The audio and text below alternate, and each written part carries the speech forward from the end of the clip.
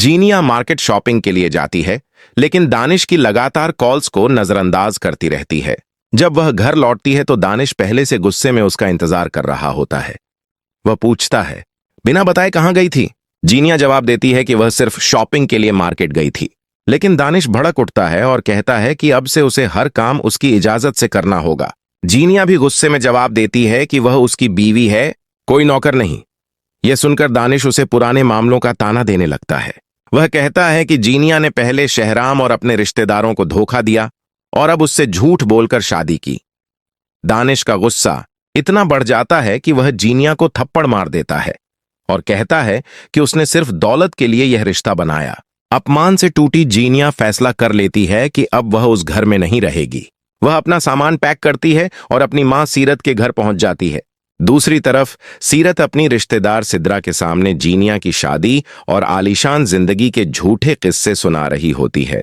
लेकिन तभी अचानक जीनिया घर पहुंच जाती है और बताती है कि वह दानिश का घर छोड़ आई है। यह सुनकर सीरत घबरा जाती है और उसे समझाती है कि अगर उसने दानिश को छोड़ा तो पूरे खानदान में बदनामी होगी। उधर शहराम के ऑफिस में फरियाल अचानक बेहोश हो जाती है। शहराम घबराकर उसे अस्पताल ले जाता है, जहां डॉक्टर खुशखबरी देती है कि फरियाल मां बनने वाली है। यह सुनकर शहराम की खुशी का ठिकाना नहीं रहता। लेकिन दूसरी तरफ जीनिया की जिंदगी बर्बादी की तरफ बढ़ रही होती है। दानिश अब उसके साथ बेहद बुरा व्यवहार करने लगता है।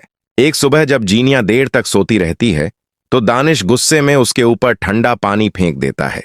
बात बढ़ती है और वह उसे धमकी देता है कि अगर उसने तलाक मांगा तो उसकी सारी प्रॉपर्टी भी छिन जाएगी।